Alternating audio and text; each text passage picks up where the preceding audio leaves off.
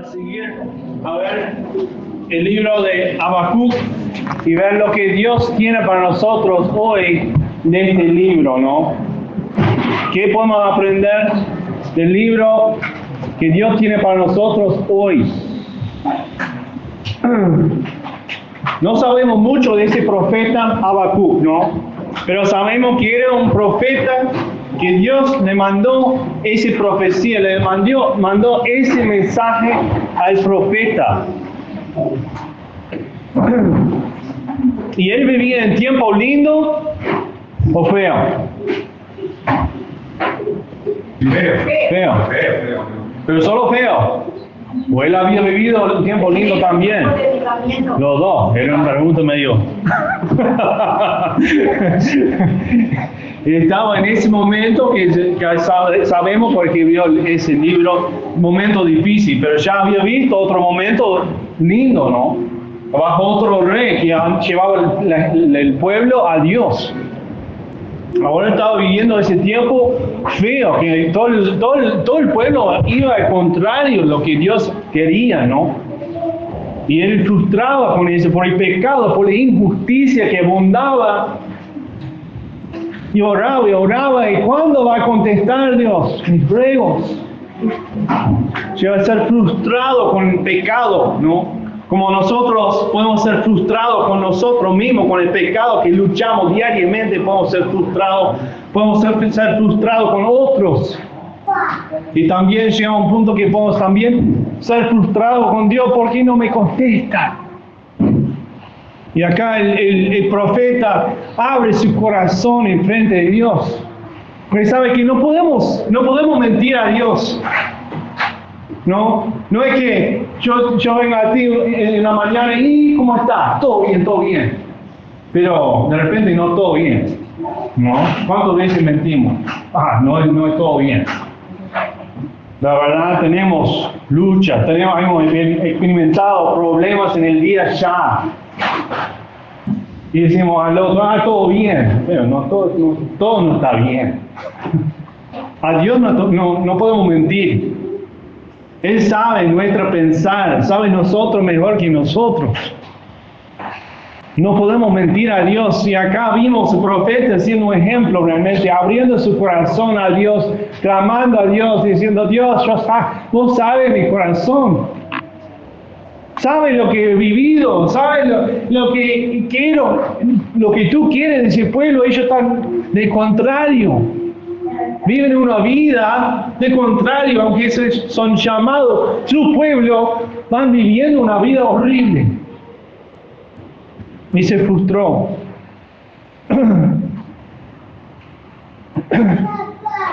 Él había vivido de repente con el rey anterior, que realmente llevaba la nación una linda manera, que disfrutaba la bendición de Dios, disfrutaba un avivamiento espiritual.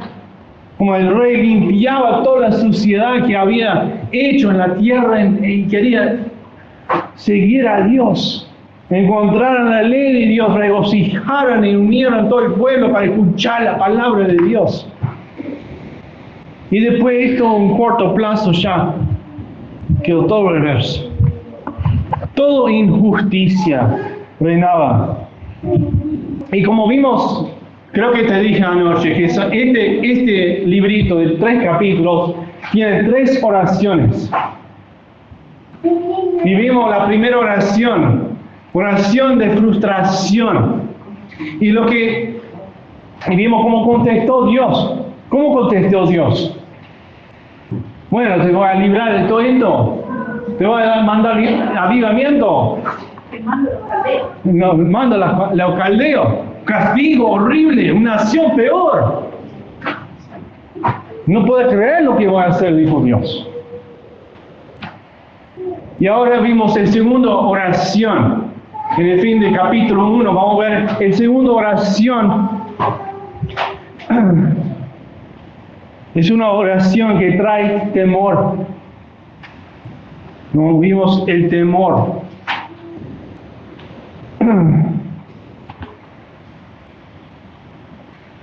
Si alguien anima a leer el versículo 12.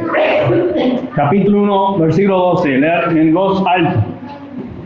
¿No eres tú desde el principio, oh Jehová, Dios mío, Santo mío? No moriremos, oh Jehová, para juicio lo pusiste, y tú, oh roca, lo fundaste para castigar. Muy bien.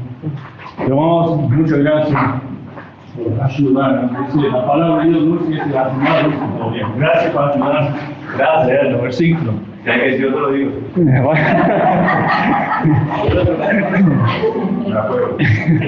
Aunque le hagan la ¿Qué podemos, cuando enfocamos en la palabra hoy, qué podemos identificar? Vemos lo que podemos identificar, si podemos identificar con algo acá en la palabra, ¿no? Y que se pueda aplicar a mi vida, porque la palabra no es un libro antiguo y una profeta, no importa, no, Dios nos dio ese libro hasta ese profeta que no sabe mucho de él, pero nos mostró su experiencia, su lucha en tiempo difícil. Y acá, como leímos,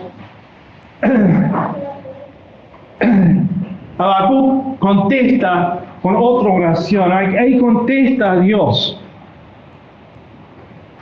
Y vimos en esto que ya viene un temor, ¿no? Porque lo que Dios iba a hacer, porque menciona allí,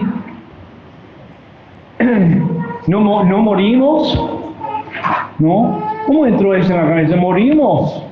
¿Has pensado en la muerte? ¿Si va a morir? ¿Cuándo te vas a morir? ¿Cómo te vas a morir? ¿Morimos? Oh Jehová, en esa justicia, en ese castigo, morimos. O en versículo 13, el fin del versículo 13 dice, destruye el impío al más justo que él. Destrucción.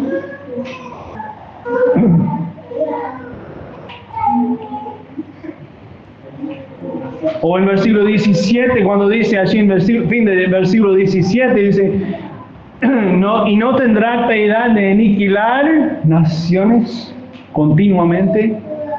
Con ese terror, Dios prometió que iba a mandar esa nación horrible.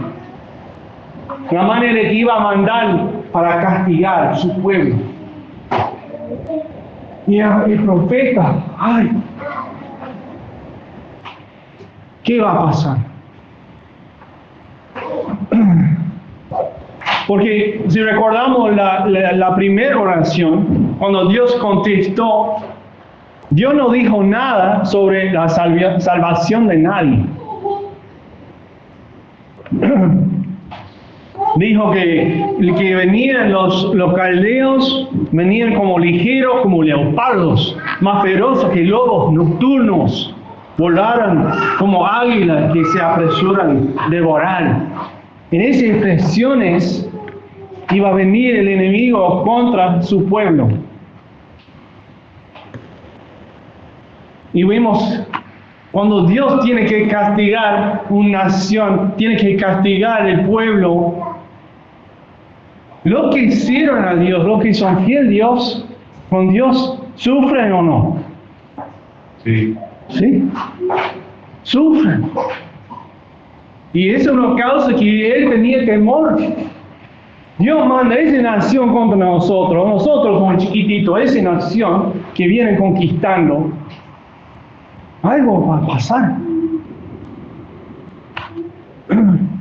El pueblo, todos los justos con los injustos van a sufrir algo. Y vimos ese concepto varias veces. Yo estaba pensando en las plagas de Egipto, ¿no? Cuando Dios mandó las plagas. El pueblo de Israel, que eran esclavos en Egipto, ¿ellos sufrieron alguna de las plagas o no? ¿Cuál? ¿Cuál de ellos sufrieron?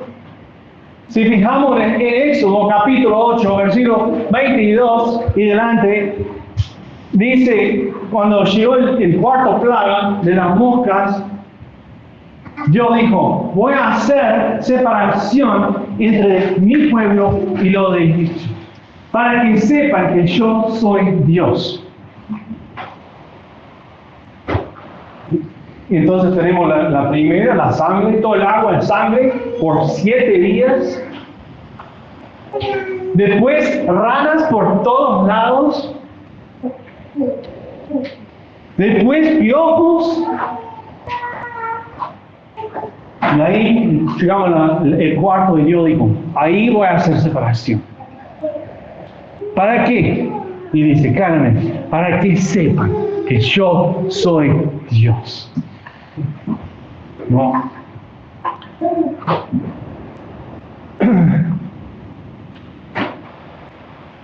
Cuando sufre una nación, un pueblo, los justos, los que están intentando servir a Dios, sufren también hasta cierto punto. Dios pone límites, ¿no? Y después si leímos la historia del cristianismo, vimos cuando una nación es juzgado por Dios, el pueblo de Dios experimentan falta de trabajo, experimentan falta de comida, experimentan falta de lujos, que hoy en día expresamos, merecemos esto y esto y esto. Son derechos que tenemos para tener esto y esto y esto y esto. Pero si vienen, el mundo cambia un día por otro. Estas cosas que consideramos derechos desaparecen. ¿Qué harás? Es el pensar del profeta, que tenía temor y así venía directamente a Dios con ese. Porque ya iba a venir los caldeos, obviamente, no iba a venir golpear puerta por puerta. Soy servidor de Cristo, bueno, entonces damos excepción acá. No. Todos vinieran.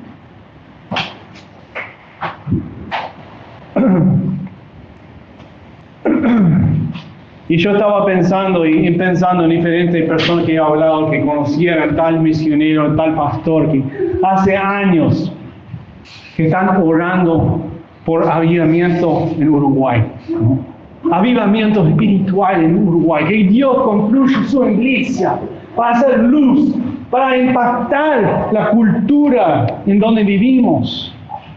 Años y años y años orando que Dios manda avivamiento, arrepentimiento. Pero si no vienen arrepentimiento, ¿qué va a pasar? No podemos escondernos y esperar que nada pasa. ¿Qué va a pasar? Juicio. La palabra de Dios es clarito, es juicio. Y sabe que hoy en día en Uruguay ya estamos pasando por la ira de Dios. La Biblia dice claramente en Romanos capítulo 1, Romanos 1, 18, si alguien anima a leer.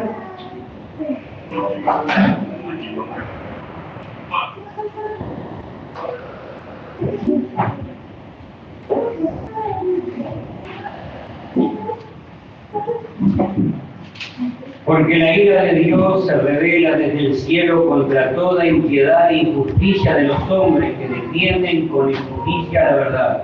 Ahí está. La ira de Dios. Muchas gracias. Gracias. La ira de Dios se revela desde el cielo contra ¿qué? La injusticia. Y después, no tenemos tiempo para seguir leyendo, pero después si sigue leyendo el resto del capítulo, hay 3 etapas. Se revela, si hay rebelión contra Dios y su justicia, Dios entrega al hombre para hacer una estupidez. Y después, si todavía no hay arrepentimiento, entrega para hacer algo peor. Y después, tercera vez, algo horrible. Y cada paso, peor, peor, peor. Y sabe que si vos vayas allí, después lee el resto del capítulo 1, va a ver, ese está pasando acá en Uruguay. Ese está pasando acá. Es en muchos lugares del mundo, no solo Uruguay. Y así dice en versículo 18 que recién leímos, la ira de Dios ya está visible en el mundo. Porque deja el ser humano a autodestrucción, a destruirse a sí mismo por la decisión que hace. Cuando revela el corazón en contra de Dios, yo voy a hacer lo que yo quiero, no lo que Dios, el Creador, quiere de mí.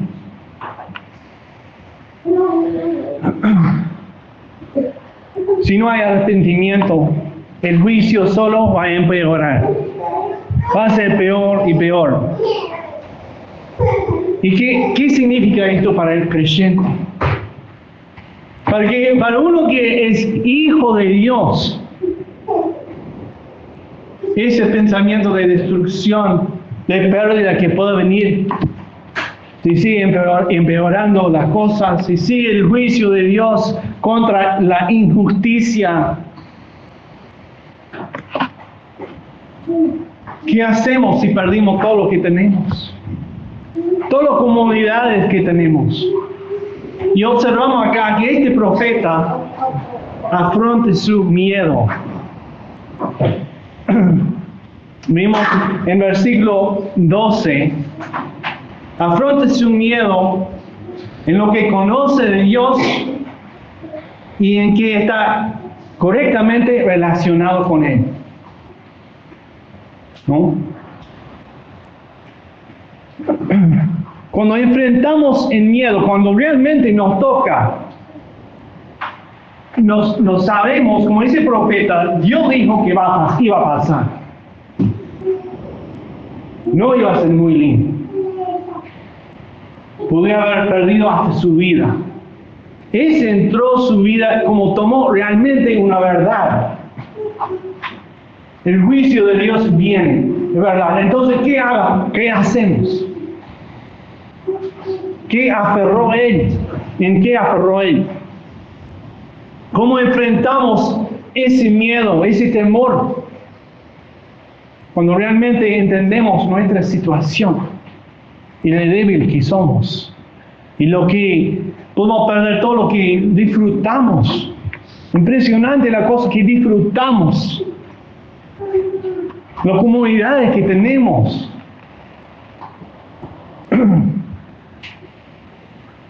Cuando nos enfrentamos al miedo, ¿cómo reaccionamos? ¿Te pones en serio? Realmente pensar en la vida es muy serio. Realmente cuando entra el temor, nosotros empezamos a realmente reaccionar y pensar, ¿en qué agarro? ¿Qué firme? ¿Y qué dice el profeta allí en versículo 12? Hay dos verdades sobre las que reflexiona el profeta cuando tiene miedo. Primero, cuando la persona tiene mucho miedo, vuelven y buscan y reflexionan sobre qué saben acerca de Dios. ¿Qué entendemos, qué sabemos acerca de Dios? Acá en versículo 12 leímos, ¿no eres tú desde el principio pensando en lo que Él sabe de Dios? No eres tú desde el principio, no eres tú el creador, el que habló y formó todo esto, hablando. Ni entra totalmente ese pensar en mi cabeza. Él habló y formó todo. Yo no puedo ni hacer el púlpito hablando. Él habló y formó. Ese mismo Dios existe hoy y va a castigar. Tú eres desde el principio. Lo que Él realmente empieza a enfocar en lo que Él sabe de este Dios.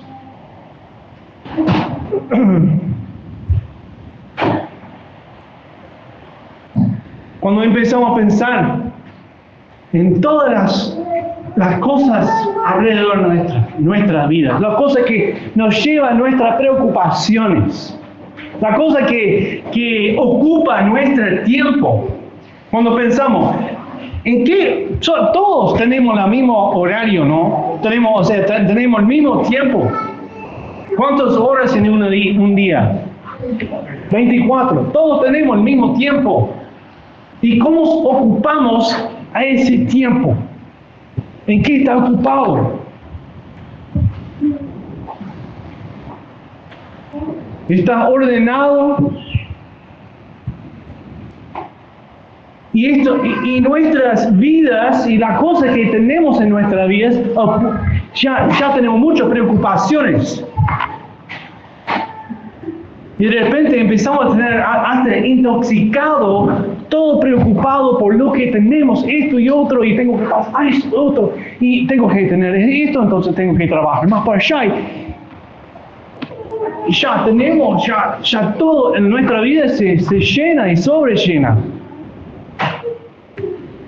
Y después cuando nuestros bienes, las comodidades que tenemos son amenazados, ¿qué hacemos?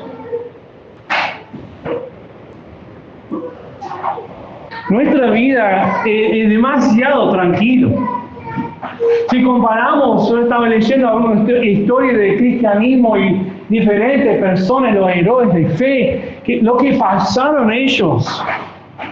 Y nosotros nos estamos viviendo como reyes en comparación.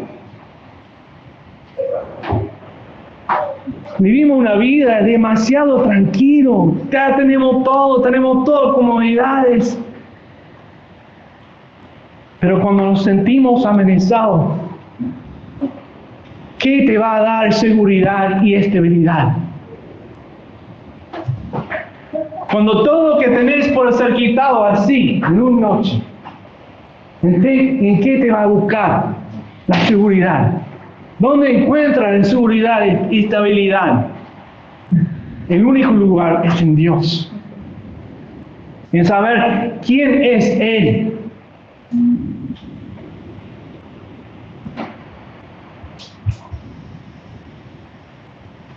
¿Qué sabes acerca de Dios? Ese primeramente. Y después el segundo, cuando el profeta entró al miedo, pensaba en quién es lo que él sabe de Dios. Y el próximo, cuando entiende el futuro, lo que trae el futuro, es incierto. Pero sabe que Dios es seguro. Entonces el profeta quiere estar correctamente relacionado con lo único que es seguro. ¿Estás correctamente relacionado con Dios ya en su vida?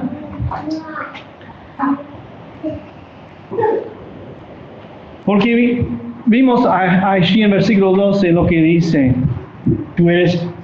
¿no eres tú desde el principio, oh Jehová? ¿Qué dice?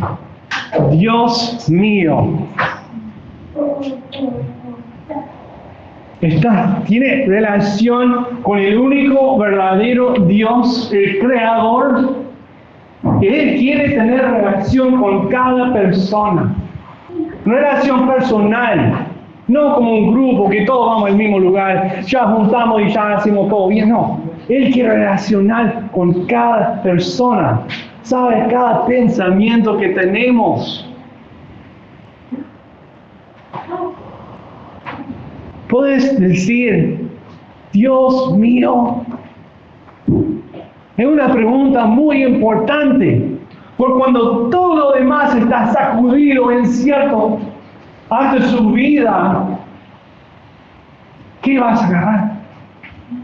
¿Qué vas a agarrar? Que sea firme, que no se mueve. Dios mío, te puede decir. Y después dice, santo mío. ¿Qué quiere decir la palabra santo?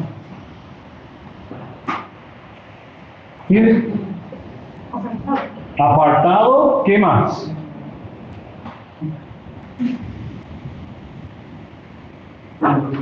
Único de su tipo. Dios es apartado de todo el mal, sí, pero cuando pensamos en esto, Él es el único de su tipo. El único creador, el único que no peca, el único que no hace ningún mal, el único que siempre es justo. No hay injusticia en Él. El único de su tipo. El único que no te va a cambiar. El único seguro. Y el profeta ahora enfrentando tiempos horribles, dice, Dios mío, santo, mío, apropiado para sí mismo. Él tenía confianza de clamar a Él como personalmente su Dios. Y si tiene esa relación especial con Dios para que uno pueda arrodillarse, clamar a Él diciendo, Dios mío, qué privilegio es, qué seguridad es. No importa lo que está pasando alrededor, Él no cambia. Es personal.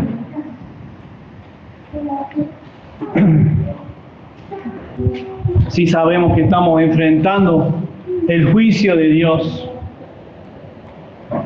¿qué pensaría? ¿Qué piensan? ¿Qué es el primer atributo de Dios, característica de Dios que viene a la mente cuando viene algo horrible? O cuando sabe que va a venir algo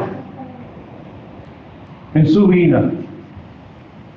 ¿Qué es la primera característica que pensamos? Misericordia. ¡Ay, Dios, misericordia! ¡Mostrar mi misericordia! Yo sé que merezco eso, pero no me da lo que merezco. Pero acá, cuando vimos el profeta, ¿qué se centra? ¿Qué atributo se centra en su vida? Que Dios es santo, único de su tipo. Para afirmar que no moriremos. Ya sé que mi Redentor vive, dijo Job, ¿no? Yo sé, mi vida es seguro en Él. Los que están en Jesucristo no están bajo la condenación.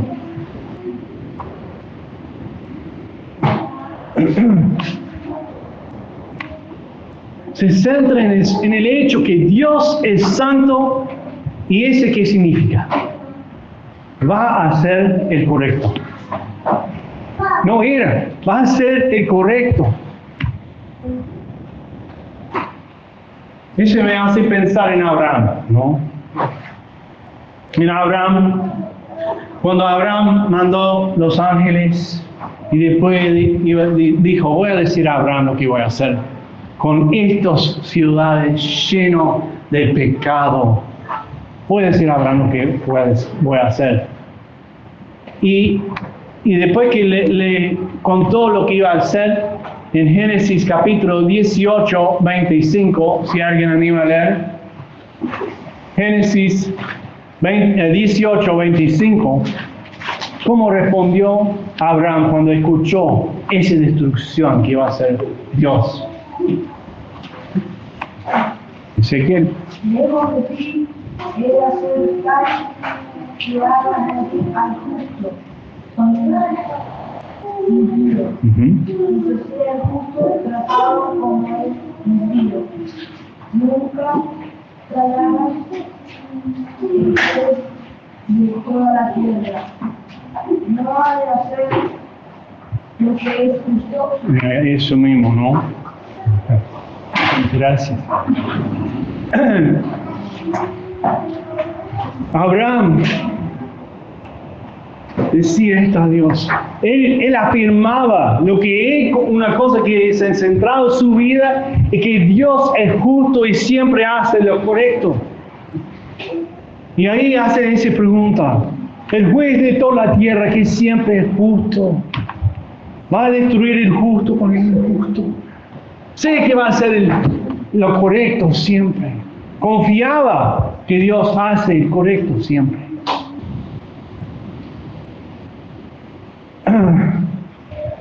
Y después tenemos la ilustración de David también.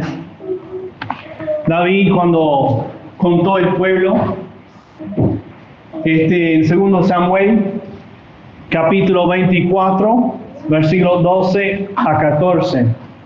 2 Samuel 24, 12 a 14, si alguien anima a leer.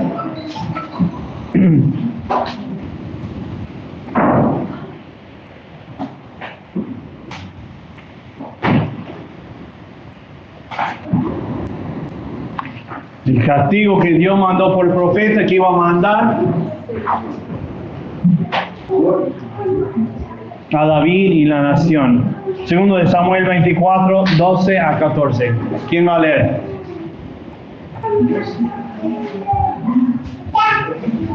¿Alguien? Necesito ayuda. ¿Quién va a leer? Dale. Ven y a David, así ha dicho Jehová, 3 cosas perfectas. Tú escogerás una de ellas para que yo la haga. Vino pues Gad a David y se la hizo saber y dijo: ¿Quieres que te vengan 7 años de hambre en tu tierra? ¿O que huyas 3 meses delante de tus enemigos y que ellos te persigan? ¿O que 3 días haya pez en tu tierra? Piensa ahora y mira que responderé a quien me ha enviado. Entonces David dijo a Gad: en gran angustia estoy, caigamos ahora en manos de Jehová, porque sus misericordias son muchas, mas no caiga yo en manos de hombres. Ahí está, gracias, Felipe. Quedó corto. ¿Qué decide David acá? El rey David, cuando ya sabía que había pecado, y decía: yo me pongo en las manos de Dios, sé que Él va a ser justo. No me pongo en las manos del hombre, ¿no? Sé que Él va a hacer el correcto. ¿Sabemos esto de Dios? Entonces tú, ¿cómo lidias con el miedo? Debes concentrarte en quién es Dios, primeramente. ¿Quién es Él? Y en tu relación con Él. Y ahí refugiarte en eso. Es un refugio, algo firme. Después, si seguimos leyendo, volvimos al libro de Habacuc, vimos cómo enfrentó el temor que tenía. Y ahora expresa en el versículo 13 hasta 17, expresa su verdadero dilema, ¿no? Si alguien puede leer el versículo 13.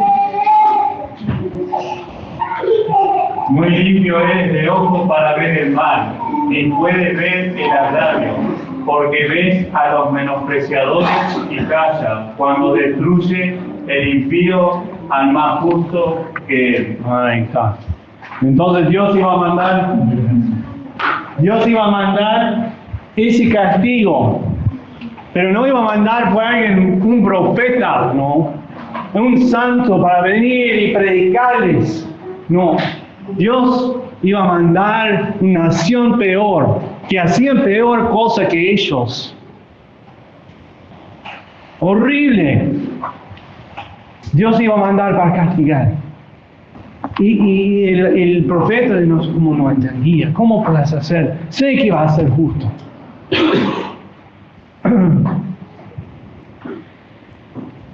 Pero es difícil cuando nosotros pensamos en nuestras vidas, puede pasar.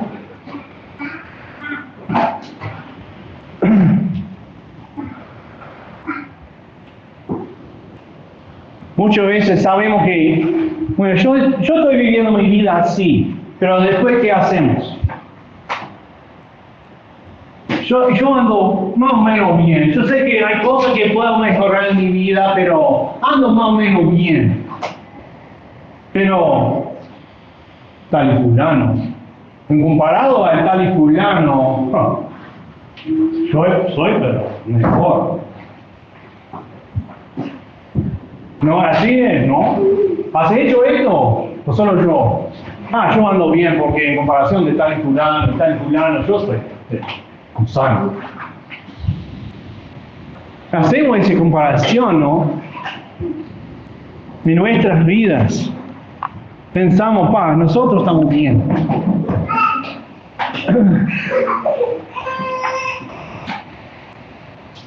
Pero si Dios dijo al profeta, voy a mandar a esa nación que es peor, para castigarte con castigo, porque yo te dio aviso, tras aviso, y no escuchaste, y ahora va a venir algo peor en su vida para dar el castigo.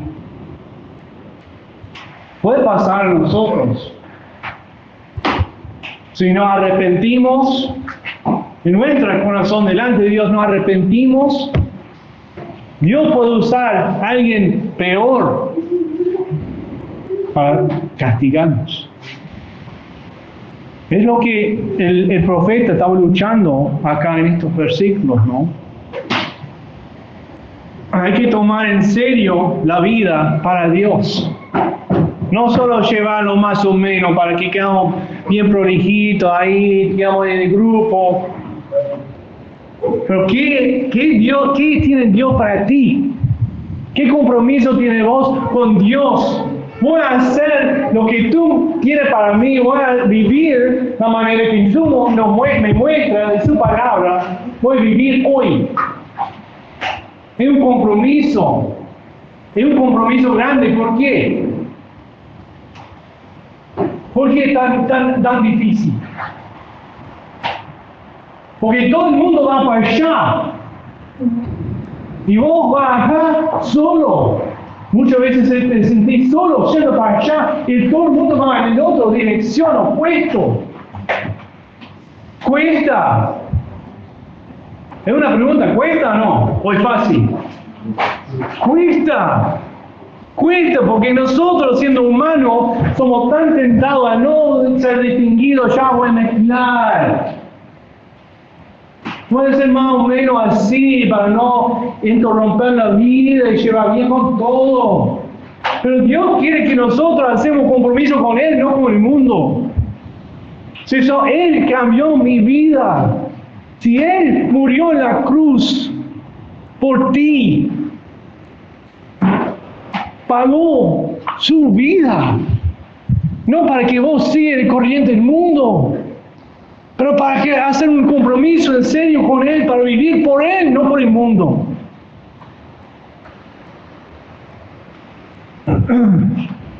Si no tomamos en serio la llamada de Dios y vivir por Él, puede ser que Dios use otro peor para castigar.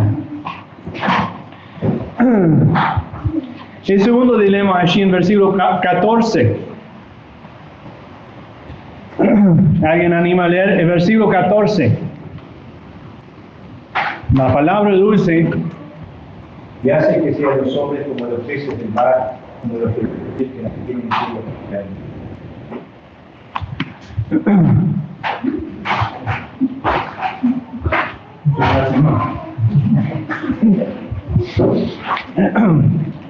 Muchas gracias.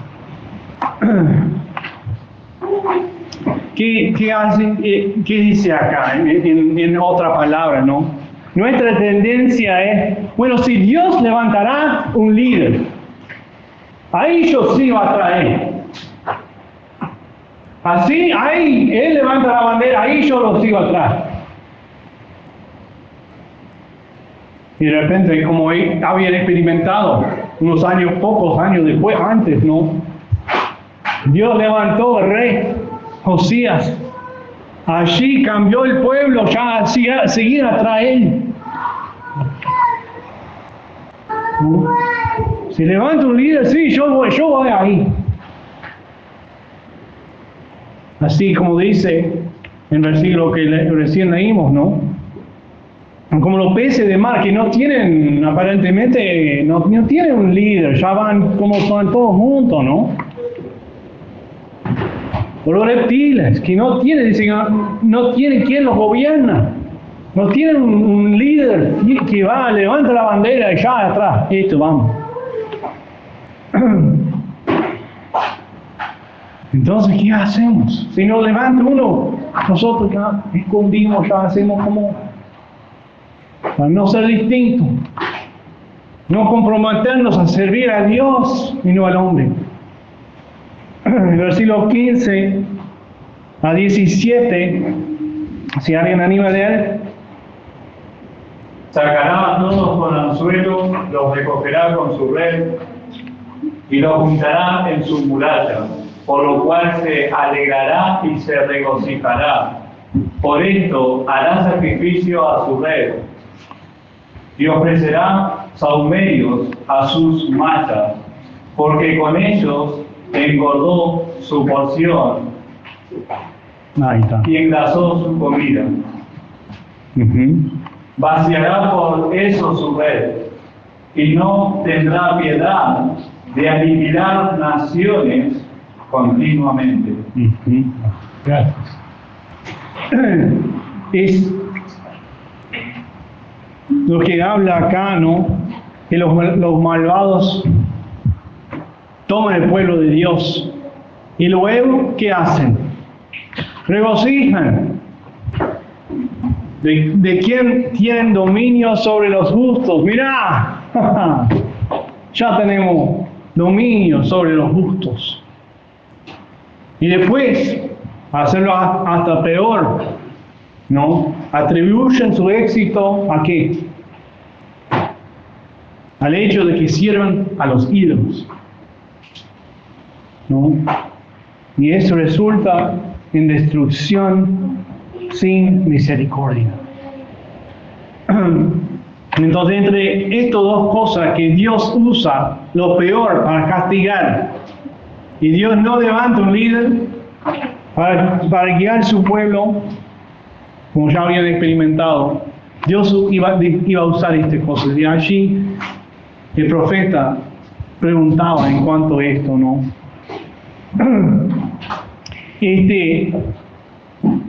Pero después tenemos un versículo más que vamos a leer.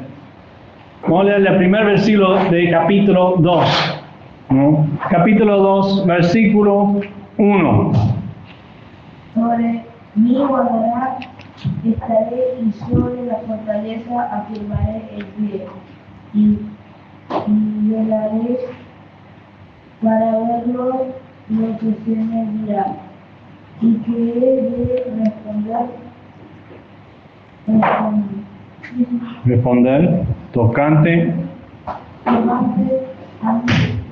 Muy bien, muchas gracias. ¿Qué dice acá, no? El profeta dice, voy a estar de guardia, voy a estar atento, voy a apartarme. ¿Y para qué? Para que pueda escuchar y concentrarme en Dios. En cómo me va a responder Dios. Voy a ser atento a la voz de Dios en mi vida, lo que Él me contesta. Quiero escuchar a Él. Y como dijo el Señor en Mateo 6, versículo 6, un versículo cortito. ¿Alguien más quiere leer? Muy dulce, el versículo Mateo 6, versículo 6. Y bien cortito. Pedro. Mas tú cuando ores en tu aposento y cerrada la puerta, ora a tu Padre que está en secreto, tu Padre que ve los secretos te recompensará en público. Muy bien. Gracias. Yo corto. Mas tú, ¿no? Busca a Dios. Busca un lugar silencioso. Buscarle un lugar quieto para donde no hay distracciones. Dejar el celular en otra pieza.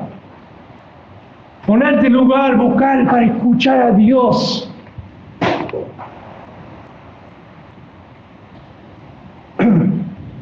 Hay que dejar por afuera el consejo de hombre y escuchar la voz de Dios.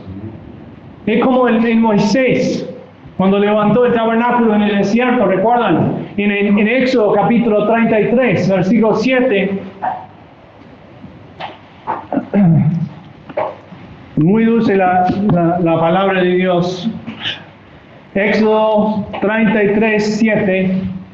Y Moisés tomó el tabernáculo y lo levantó lejos fuera del campamento y lo llamó el tabernáculo de reunión. Y cualquiera que buscaba a Jehová salía al tabernáculo de reunión que estaba fuera del campamento. Ahí está. Gracias. Moisés, ¿qué hizo? Apartó afuera del pueblo. Se apartó afuera del pecado. Y él dijo, aló, si quieres salir del pecado, aquí hay lugar donde puedes venir ante el Señor, venir y buscar al Señor, venir y escuchar al Señor. ¿No? Moisés apartó un lugar afuera para que todos pudieran decir que vengan, buscar al Señor.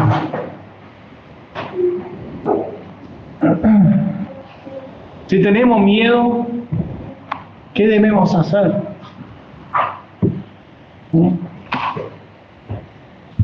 Volver a lo que sabemos de Dios. Asegurar que tenemos una relación personal con Él.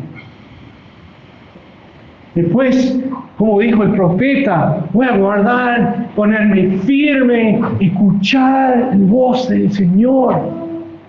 Para que Él responde. Él responde personalmente.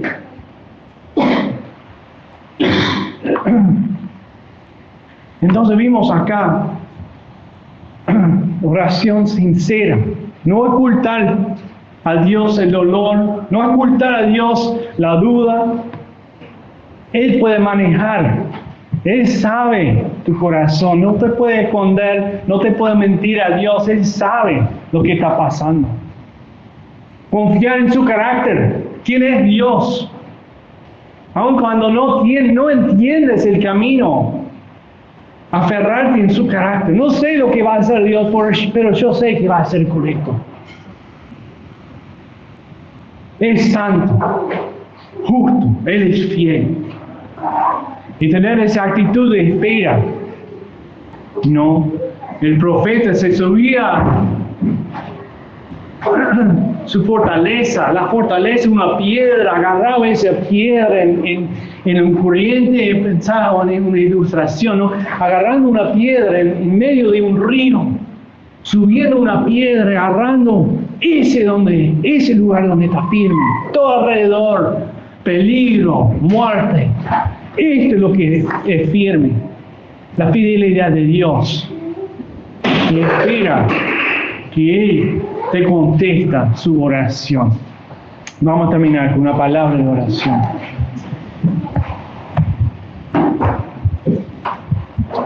Padre Celestial, te damos gracias por su palabra que es tan fiel.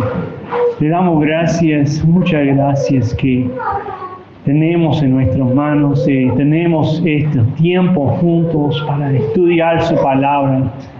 Realmente para que hacemos cada día aún más firme nuestro compromiso contigo. Que agarramos sus promesas fiel, que leímos su palabra y entendemos, escuchamos, leímos sus promesas que son fieles y tenemos estas promesas apropiadas para nosotros mismos. La promesa que nos ha dado tan precioso. Te alabamos porque tú eres fiel y tú eres santo. Dimos esto en nombre de Cristo Jesús. Amén.